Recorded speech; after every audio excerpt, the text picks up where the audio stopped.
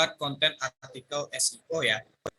Ini ada 3 goals yang akan kita capai pada kesempatan hari ini. Yang pertama itu adalah menempati peringkat pertama Google. Terus yang kedua ada pengunjung website. Terus ada meningkatkan traffic dan ada menambah penghasilan atau AdSense. Nah, ini berurut ya dari manfaat membuat konten artikel SEO. Itu yang pertama ada jika konten SEO kita sudah pas gitu ya, sudah dioptimisasi, kemungkinan terbesar yang akan kita dapat adalah peringkat di Google gitu ya, menempati peringkat pertama di Google, karena memang tujuan dari seorang developer untuk meningkatkan traffic atau pengunjung dari sebuah websitenya itu adalah yaitu menempati peringkat pertama Google. Mungkin teman-teman sudah nggak asing lagi ya dengan istilah SEO. SEO ini secara umum dia dibagi menjadi 2 bagian ya. Ada SEO on page dan juga ada SEO off page. Sebenarnya banyak situs atau banyak website yang menyebutkan ada banyak jenis SEO ya. Tapi secara umum itu sebenarnya ada 2. Ada yang di halaman dan ada juga yang di luar halaman. Nah, untuk kesempatan kali ini mungkin kita bahas yang di halaman dulu ya, karena memang penjelasan atau materi ini sangat panjang gitu. Untuk SEO on page itu ada keyword ya, ada keyword research dan juga penempatan sebuah keyword. Terus ada heading, ada hyperlink, ada backlink dan juga ada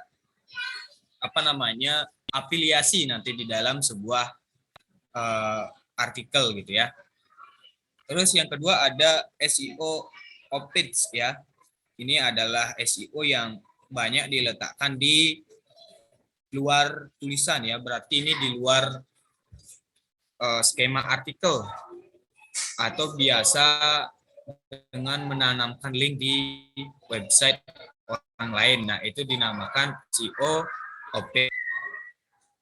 Mungkin pernah melihat review-review di toko online seperti Shopee, Lazada gitu ya. Nah, itu sebenarnya merupakan salah satu strategi untuk meningkatkan traffic dari toko mereka. Nah, caranya mengisi dari customer gitu ya.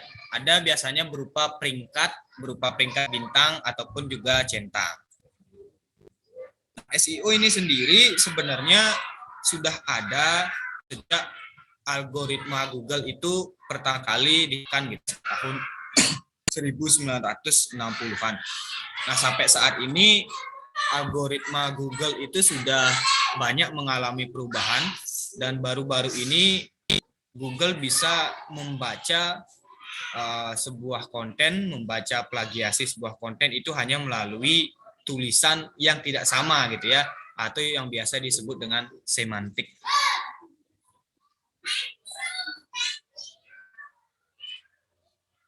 Iya, lanjut.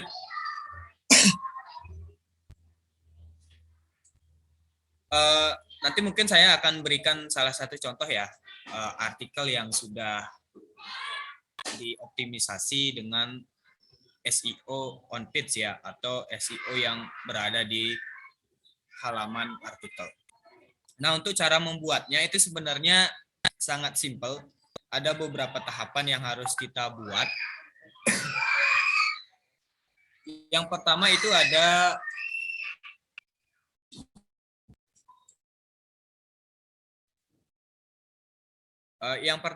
ada riset keyword ya. Riset keyword ini dimasukkan sebagai salah satu langkah awal untuk kita mencari sebuah topik apa yang ingin kita bahas atau topik apa yang ingin kita angkat, dan kemudian kita ditawarkan melalui website atau platform-platform lainnya ya. Saya ada trik untuk membuat atau melakukan riset keyword ya. Mungkin cara ini bisa dilakukan oleh teman-teman nanti yang mau membuat website atau artikel ya. Nah, di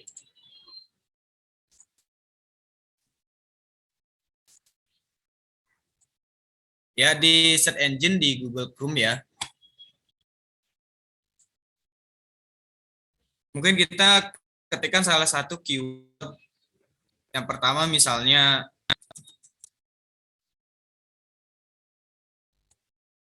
sebentar.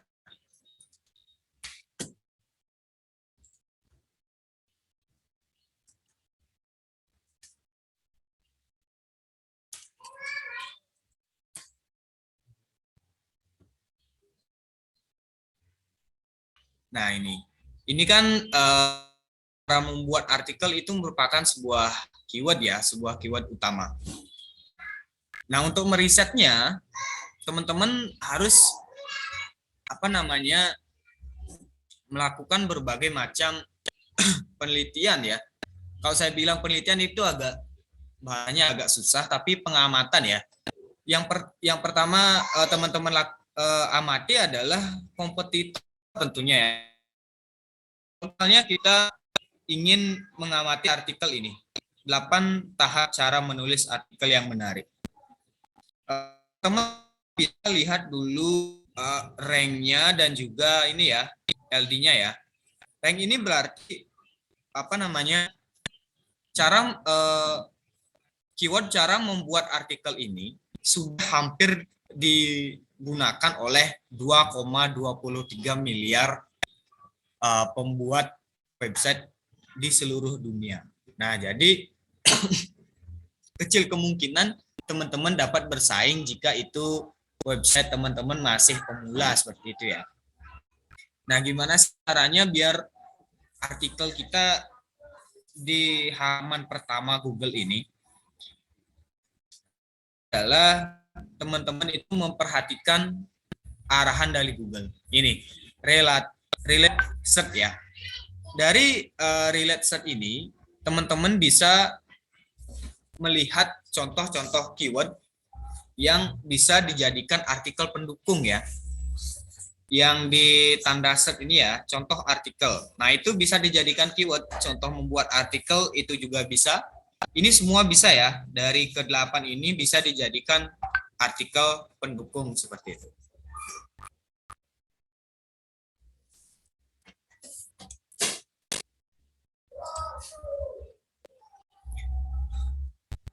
Riset keyword ini sebetulnya harus dilakukan dengan teliti ya, tidak hanya menggunakan cara ini saja, tapi balik lagi kita harus melihat apa pesaing yang ada di halaman pertama Google ini.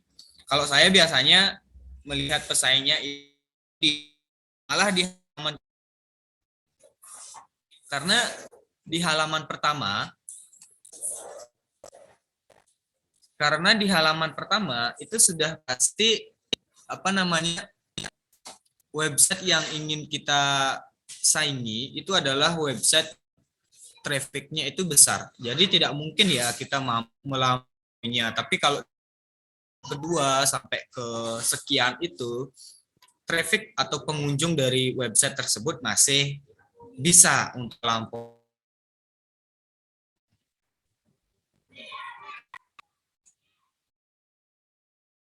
Nah, yang kedua dari arahan Google ya, seperti apa yang saya bilang tadi, sebenarnya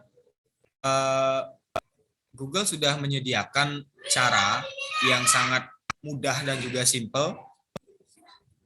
Walah, ini saya agak terkendala kayaknya ini. Halo Kak Komang.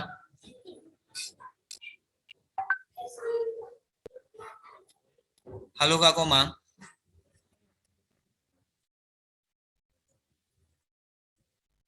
Iya, halo Kak. Ini Suara saya masuk apa enggak ya? Takutnya enggak nanti masuk. Masuk. Jelas, Kak.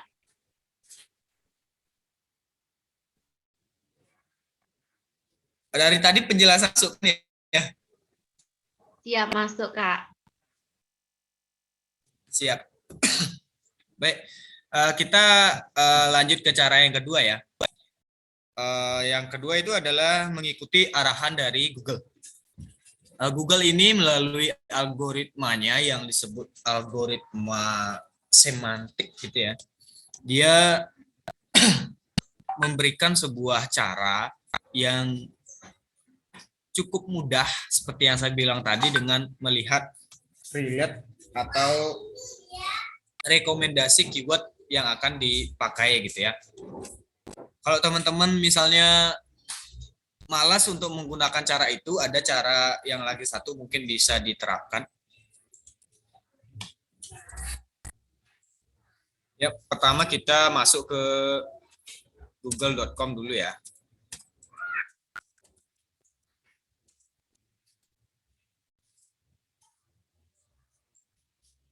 Nah, dari google.com ini sebenarnya ada relate search yang lebih banyak sebenarnya direkomendasikan dari Google karena kita sudah kayak masuk ke server kedua Google. Contohnya saja cara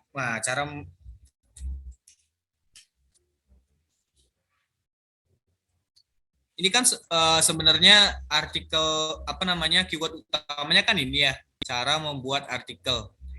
Nah, untuk melihat relate search-nya, kita ketikkan saja A di sini. Nah, berarti cara membuat artikel argumentasi itu peminatnya paling banyak di antara keyword-keyword yang ada di bawahnya ini. Ini untuk huruf A. Nah, ini bisa dijadikan pendukung ya. Kalau misalnya kita ingin mencari di huruf B misalnya. Berarti cara membuat artikel berita ini peminatnya itu pengunjung yang mencari tentang artikel ini itu lebih banyak dibandingkan pengunjung yang mencari bahasa Inggris, artikel blog, dan yang lainnya gitu ya. Ini juga memberikan salah satu cara untuk meriset sebuah keyword di Google gitu ya. Kalau saya biasanya menggunakan cara ini karena memang lebih lebih banyak kita menemukan sebuah ya.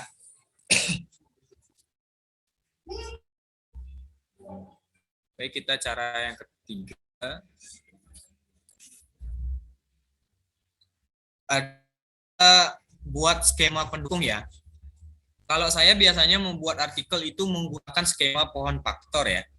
Skema itu dimaksudkan sebagai di mana ada artikel utama dan di bawahnya itu juga ada artikel pendukung. Contohnya saja seperti ini.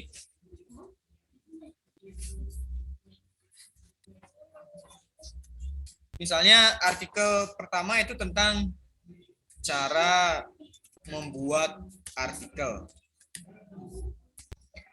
Nah, artikel pendukungnya kita buat saja misalnya 1 sampai 4 ya. Artikel pendukung itu dimaksudkan kalau saya bilang bahasa kasarnya itu artikel untuk menarik peminat pengunjung ya, atau bisa dibilang artikel sampah.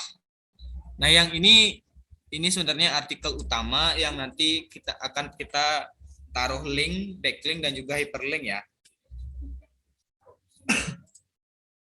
Nah, untuk artikel pendukung teman-teman bisa kembali ke cara yang tadi ya, di relate di relate set ya.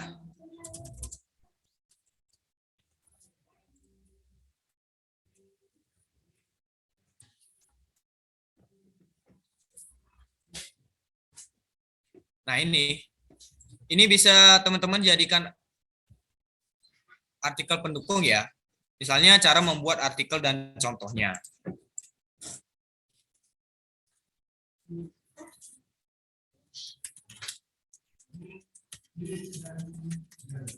Nah, ini bisa teman-teman jadikan pendukung, begitu juga seterusnya ya.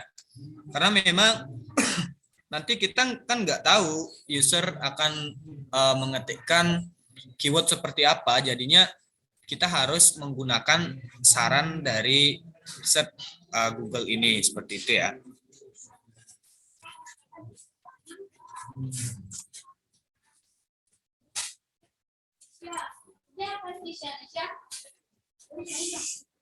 Nah, cara selanjutnya itu perhatikan jumlah kata ya, baik kata pembuka ataupun kata penutup ya. Biasanya untuk artikel ideal itu yang jumlahnya 1000 sampai 1500 kata, itu biasanya menggunakan kata pembuka tidak boleh melebihi 100 sampai 150 kata ya. Karena apa? Karena orang Indonesia itu cenderung dia malas membaca. Jadinya kalau di awal kita taruh kalimat pembuka yang panjang lebar gitu kan males jadinya kita baca seperti itu ya. Mungkin untuk contohnya seperti ini.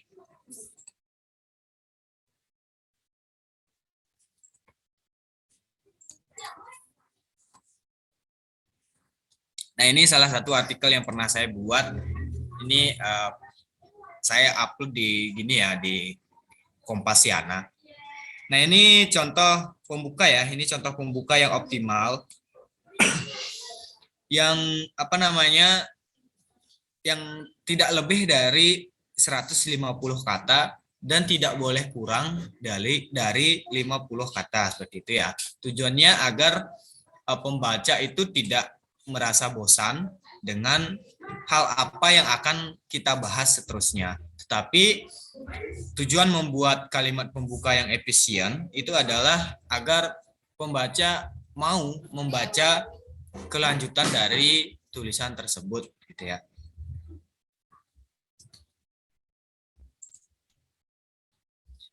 Nah, selanjutnya ada penempatan keyword.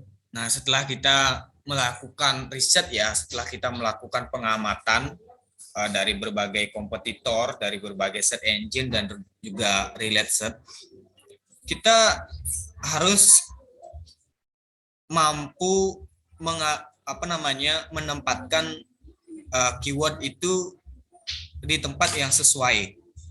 Nah, keyword yang benar itu bukan berarti dia harus ditaruh di awal kalimat pembuka saja, tidak. Tapi mohon maaf ya. Tapi bisa diletakkan di di semua bagian, baik itu awal, tengah, dan juga akhir dalam sebuah artikel gitu ya. Contohnya seperti ini. Yang dicetak tebal ini adalah ini adalah keyword utama sebenarnya. Ini adalah keyword utama. Keyword utama itu adalah SnapTube APK atau aplikasi Kak Yoga memotong. Apakah kakak menampilkan contohnya atau tetap slide yang di PPT? Oh, saya ini udah di contohnya. Gimana? Nggak masuk ya? Belum terlihat, Kak. Oh, baik. Sebentar. Ini apakah sudah terlihat? Belum juga, Kak. Sebentar.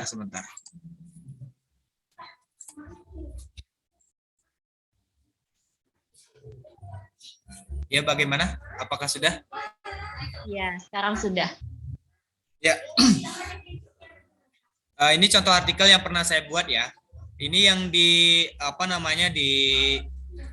di bold, huruf yang di bold ini, kalimat yang di bold ini merupakan keyword utama ya. Jadi keyword utama untuk artikel ini adalah SnapTube APK ya, atau aplikasi SnapTube.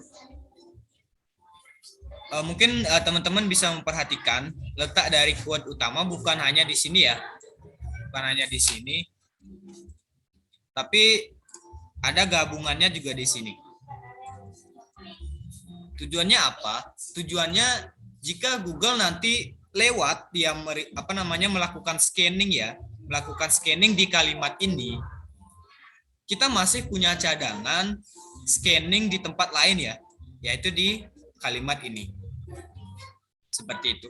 Google dia akan melakukan scanning di setiap kalimat per titik ya. Jadi misalnya kita anggap dari sini, dia sampai sini scanningnya, terus scanning yang kedua dia sampai sini, terus scanning yang ketiga dia sampai sini, dan seterusnya.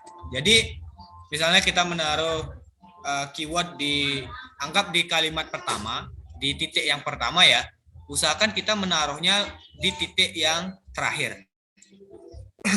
Hal ini untuk menghindari namanya spam juga.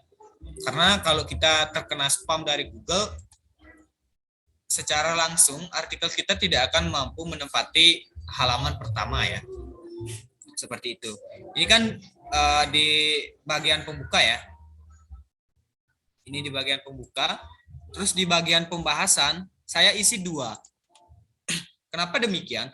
Karena pengunjung itu dia akan mengetikkan sebuah isi, sebuah pertanyaan, bukan sebuah penjelasan gitu ya. Karena kalau kita isi di awal saja, kemungkinan Google itu tidak mampu melakukan scan, tapi kalau kita isi di tengah atau di bagian isinya, Google akan mampu men-scan artikel yang kita buat gitu ya. Nah, saya isi di bagian tengah sampai 1 di bagian akhir ya. Ini tujuannya biar menambah tingkat popularitas sebuah website. Nah, pernah nggak teman-teman lihat website Halo Dokter? Nah, kalau misalnya kita nyari makanan 4 sehat 5 sempurna itu misalnya, itu pasti yang pertama muncul adalah Halo Dokter ya, Halo Dok gitu. Hal ini dikarenakan dia menampilkan keyword utama ini di akhir juga ada gitu. Hal itulah yang membuat Google peka jadinya bahwa Halo Dok ini dia membahas tentang kesehatan. Jadi apapun pencarian dari user tentang kesehatan, pasti yang dimunculkan adalah Halo Dok, seperti itu. Sebentar ya.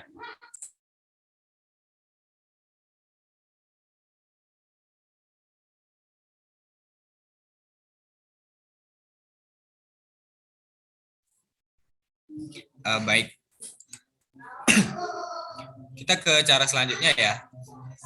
Cara selanjutnya adalah menggunakan semantik ya. Mungkin teman-teman masih asing dengan istilah semantik ya. Semantik itu adalah sebuah keyword sebenarnya, tapi dia diletakkan dengan bahasa atau kaidah yang berbeda. Misalnya seperti ini. Anggap saja keywordnya ini adalah NetTube APK ya. Jadi semantik untuk keyword utama ini adalah bisa jadi seperti ini.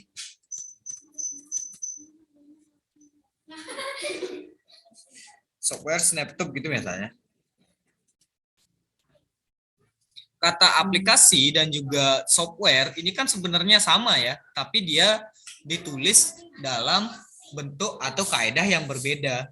Jadinya Google dia akan tetap bisa membaca walaupun kalimatnya tidak sama persis. Kalau kita hitung dalam artikel ini berapa semantik, berapa keyword utama, yang lebih banyak itu adalah semantik. Ya, karena perbandingannya misal keyword utama itu ada 4, semantiknya itu bisa jadi ada 16, ada 18 ya. Karena itu juga menjadi salah satu penentu untuk menciptakan branding di Google gitu ya.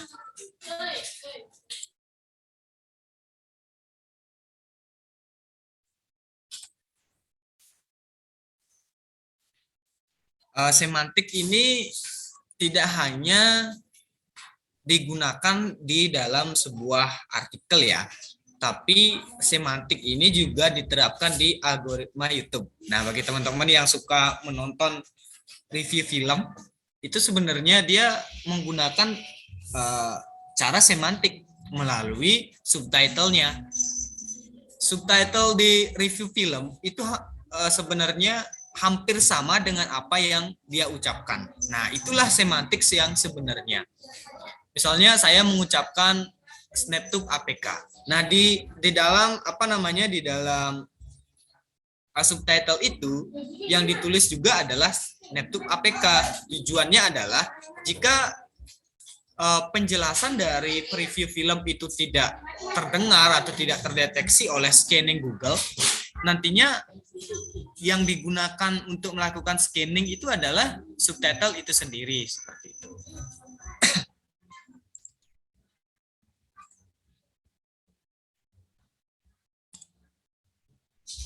Nah, seperti yang saya bilang tadi, kita harus memperhatikan kompetitor juga ya sebagai salah satu ajang untuk melakukan riset keyword. Kalau saya melakukan memperhatikan kompetitor itu biasanya melakukan atau menginstal beberapa add-ons ya, atau perangkat bantuan untuk melihat seberapa kuat kompetitor kita. Nah, mungkin ada beberapa rekomendasi dari saya yang bisa teman-teman terapkan ya untuk melihat kompetitor. Itu yang pertama ada keyword everywhere. Keyword everywhere ini tujuannya adalah untuk melihat apa sih sebenarnya keyword utama yang mereka pakai gitu lah. Apa sih keyword utama yang mereka gunakan untuk artikel itu. Nah, kalau SEO Minion ini biasanya digunakan untuk melihat berapa sih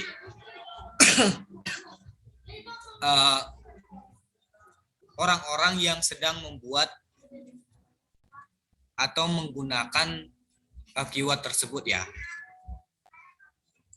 Untuk untuk keyword everywhere seperti ini dia bentuk logonya ya. Kalau untuk SEO Minion dia seperti ini. Ini SEO Quick, nah ini SEO Minion ya. Jadi nanti teman-teman kalau misalnya mencari cara membuat artikel gitu, biasanya dia akan muncul, nah ini ya. Nah, ini dia merupakan tampilan dari, nah ini tampilan dari keyword everywhere ya. Nah, ini merupakan keyword yang sebenarnya mereka pakai. Keyword utama itu adalah contoh artikel. Keyword pendukungnya ini dari urutan nomor 2 sampai seterusnya. Ini adalah keyword pendukung.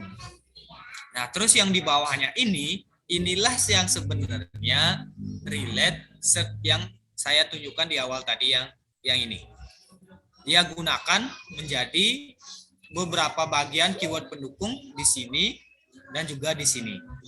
Ini versi keyword pendeknya ya. Terus ini ada keyword yang lebih panjang. Nah, kalau di SEO Minion teman-teman akan bisa melihat ini ranking dan juga LD ya dari pencarian keyword tersebut. Menurut saya ini beberapa add-ons yang sangat bermanfaat ya, sangat membantu dalam membuat artikel kita semakin dikenal oleh user yang sedang mencari keyword yang berkaitan.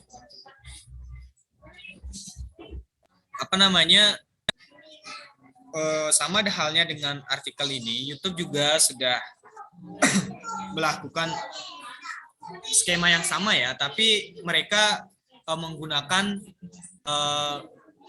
nama yang berbeda. Kalau di YouTube misalnya kita ingin meng-up sebuah video kan biasanya kita menggunakan YouTube Studio ya. Tapi kalau di sini kita biasanya menggunakan WordPress, biasanya menggunakan Elementor dan juga ada banyak template-template website lainnya seperti itu. Kurang lebih tujuannya sama saja, hanya saja algoritmanya yang berbeda. Kalau algoritma YouTube itu dia cenderung akan menampilkan hal yang sama persis dengan apa yang kita cari. Misalnya kita mencari lagunya Noah gitu ya, yang akan muncul di bawahnya itu pasti lagunya Noah aja gitu. Itu algoritma YouTube. Tapi kalau algoritma Google itu beda. Kalau misalnya kita cari lagunya Noah, sampai bawah itu mungkin muncul lagunya Noah yang di cover sama Kak Komang gitu misalnya. Karena itu menjadi salah satu pencarian yang hampir mirip. Nah, jadi kalau pencarian menggunakan Google itu lebih luas dibandingkan pencarian dengan menggunakan YouTube gitu. Sebentar ya.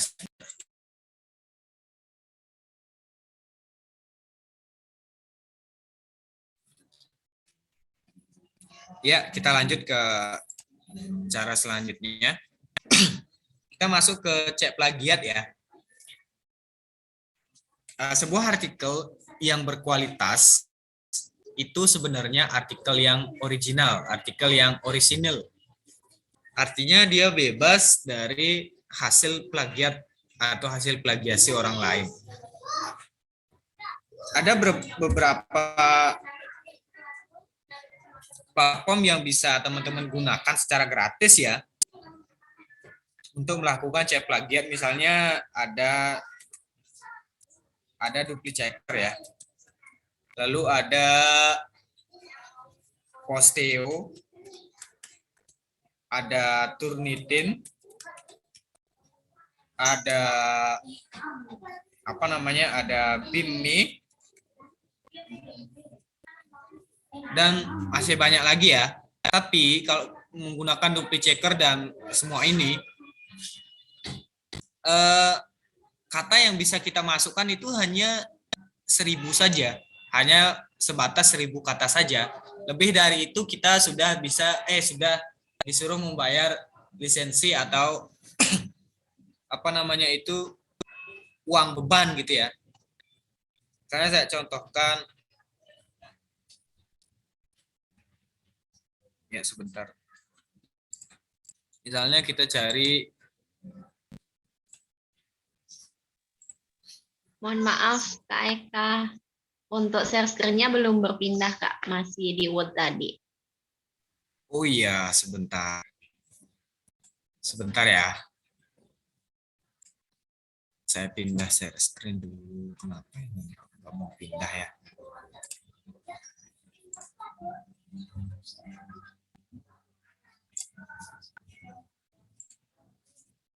Ya, apakah sudah mau ya?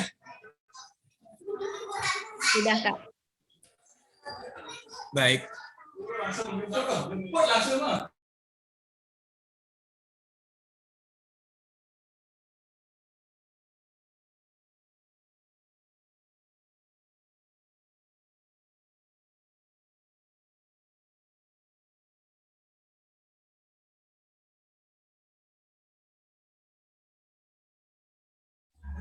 Sebentar Kak Komang ya, ini ada masalah WiFi, masih ada pembenaran soalnya.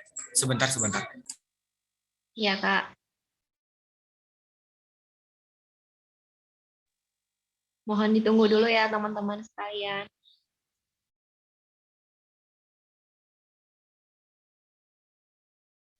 Mungkin sembari menunggu Kak Eka dari tim yang bertugas bisa di-share link absensinya, dan juga untuk teman-teman yang sekiranya mempunyai pertanyaan seputaran materi tadi sudah bisa disampaikan melalui room chat.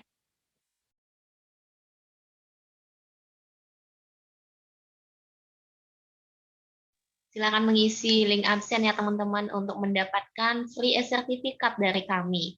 Dan setelah mengisi link absen sudah bisa dicek langsung di Gmail karena e-sertifikat kami kirimkan secara otomatis. Ya, halo Kak Komang. Mungkin di Halo. sini agak ribut ya karena ada kegiatan soalnya di sini. Oke Kak. Apakah suara saya masih terdengar jelas? Masih masuk, Kak. Ya, saya lanjut ke contoh dupli checker dulu ya.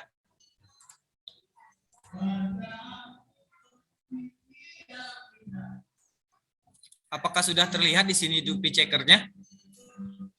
Sudah, Kak. Baik. Nah, ini tampilan dari dupli checker ya. Alamatnya di sini ada duplichecker.com. Nanti kalau teman-teman ingin cek plagiat dengan alat ini bisa, tapi dengan satu syarat, itu tidak boleh melebihi 1000 kata ya.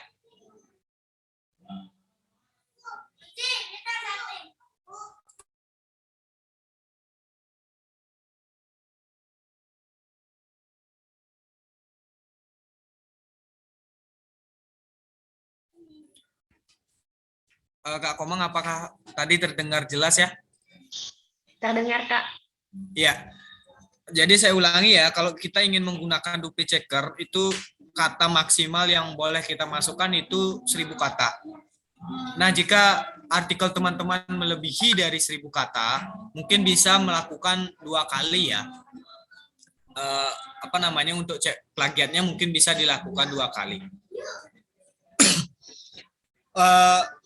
Kalau saya biasanya lebih cenderung menggunakan dupli checker ya, karena memang memang menurut saya lebih akurat dibandingkan alat-alat cek plagiat lainnya, karena dupli checker ini dia menggunakan sistem scanning sama dengan Google. Jadinya semua website yang yang berkaitan itu dia akan di-scan apakah ada kata-kata yang sama persis, apakah ada isi yang sama persis, yang kemudian bisa dinyatakan sebagai sebuah plagiat seperti itu.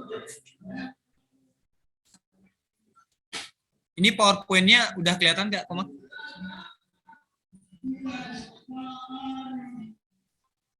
Belum, Kak. Masih di dupli checker tadi.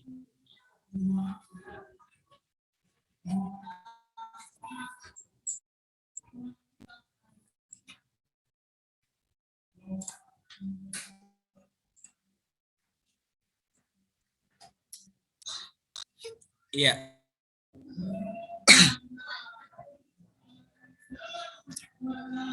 Sudah terlihat ya? Iya, sudah, Kak. Cara yang terakhir dari saya itu adalah menyisipkan link ya, atau menggunakan metode hyperlink dan juga metode backlink ya. Jadinya kalau teman-teman membuat artikel, usahakan itu mencantumkan link dari artikel kompetitor yang memang sudah memiliki traffic yang tinggi ya. Misalnya saya membuat website tentang hosting. Saya menggunakan hyperlink dari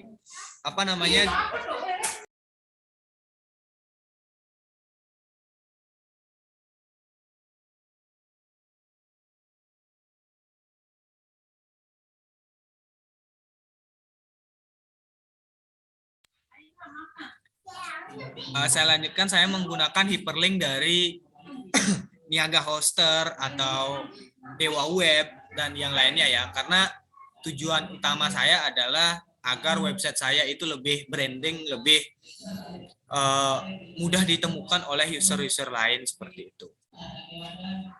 Nah, kalau teman-teman dalam membuat artikel sudah menerapkan kurang lebih 9 cara ini, saya pastikan setidaknya teman-teman masuk di halaman pertama Google ya, tidak harus di nomor 1 saja, tetapi masuk di halaman pertama Google, karena memang beberapa kali saya mencoba metode ini dan sudah banyak dicoba, hasilnya sangat sangat memuaskan, dan sampai saat ini ada banyak yang saya buat dengan menggunakan. Nah, sekedar info bagi teman-teman yang mungkin kewalahan gitu ya mengelolanya, tidak sempat membuat artikel, itu mungkin bisa menghubungi saya nanti melalui narah hubung Kak Komang gitu ya, mungkin nanti bisa dimintain kontak saya untuk apa namanya konfirmasi masalah artikel gitu ya, masalah rate atau harga nanti bisa dibicarakan di chat lebih lanjut gitu ya. Mungkin itu Kak Komang dari saya dulu sharing pengetahuan yang saya punya, semoga bisa bermanfaat dalam hal membuat artikel dan juga mengelola sebuah website seperti itu ya. Kalau ada kesalahan, saya mohon maaf. Sekali lagi saya tidak menempatkan diri sebagai narasumber, tetapi sebagai seorang mahasiswa yang ingin membagi pengetahuan dan juga pekerjaannya saat ini. Kalau ada pertanyaan, bisa melalui fitur raise hand atau langsung menggunakan audio ya. Terima kasih. Baik, luar biasa sekali. Terima kasih Kak Eka Prayoga atas sharing yang sangat luar biasa, tentunya teknik menulis artikel dengan SEO. Baik, luar biasa sekali. Teman-teman semua, kita sudah sampai di sesi tanya jawab. Untuk teman-teman yang sekiranya mempunyai pertanyaan, bisa langsung ditanyakan melalui room chat, raise hand, atau meng-on-kan audio secara langsung untuk interaksi tentunya bersama Kak Eka Prayoga. Baik, ini sudah ada 2 pertanyaan di room chat, kita langsung bacakan, Kak, ya.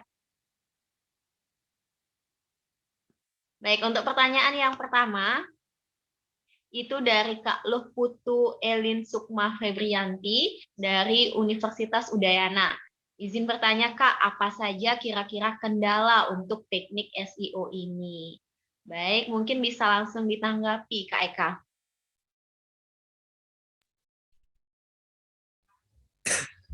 Baik, Kak Luh Putu Elin ya, dari Universitas Udayana.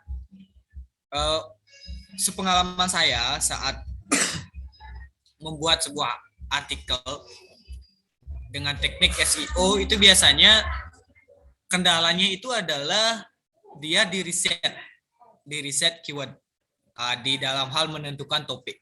Karena membuat apapun itu pasti yang paling susah adalah menentukan tema. Misalnya kakak membuat desain poster gitu misalnya. Yang paling susah itu adalah menuangkan apa saja yang akan kita buat di poster tersebut. Begitu juga artikel, tema itu adalah yang paling susah. Keyword itu adalah yang paling susah. Keyword pendukung, keyword utama itu sebenarnya hal yang harus dipersiapkan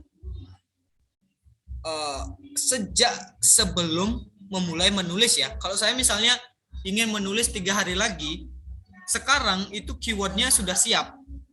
Jadi saya kalau ingin improvisasi, kalau ingin mengembangkan keyword itu masih ada waktu gitu. Jadi kalau menulis kita sambil mengembangkan keyword itu udah nggak bisa, karena fokus itu tentunya akan terbagi seperti itu. Terus kendala yang kedua mungkin di masalah plagiasi ya. Karena saya kan seorang mahasiswa tidak mungkin mempunyai pengetahuan di luar jurusan saya, gitu ya. Tidak mungkin mendalami hal tersebut. Misalnya seorang anak IT, kalau saya disuruh membuat artikel tentang bangunan, itu kan jauh melenceng ya. Tentunya kemungkinan artikel yang saya buat itu ada unsur plagiasi dari semantiknya, bukan unsur plagiasi secara langsung ya, 2%, 3%, sampai 10% itu enggak. Tapi nanti Google akan tahu bahwa ini merupakan copywriting, bukan dia secara langsung memang original seperti itu. Itu aja sih Kak sebenarnya kendala yang saya rasakan saat menulis artikel dengan menggunakan teknik SEO tadi.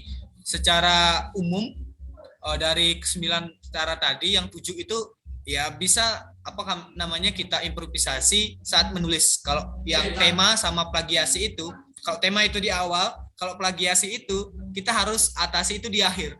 Dan susahnya minta ampun kalau memang kita sudah tercatat plagiasi, kemungkinan website kita tidak akan mampu bersaing dengan website-website lain seperti itu. Wah, luar biasa sekali. Itu aja sih. Kak Eka Prayoga atas penjelasannya. Mungkin dari Kak Elin sudah bisa diterima atau ada hal yang ingin ditanyakan kembali, saya persilakan. Izin bertanya Kak, lagi Ya, sekali. silakan. Jadi begini, tadi kan dijelaskan untuk mengatasi ada plagiarisme. Nah, jadi kalau plagiarismenya itu kayak ada ketidaksengajaan atau kayak lolos gitu dari dari gitunya kita, itu gimana cara ngatasinnya Kak ya? Ya, pertanyaan bagus sekali. Saya lupa sebenarnya tadi sampaikan hal ini ya.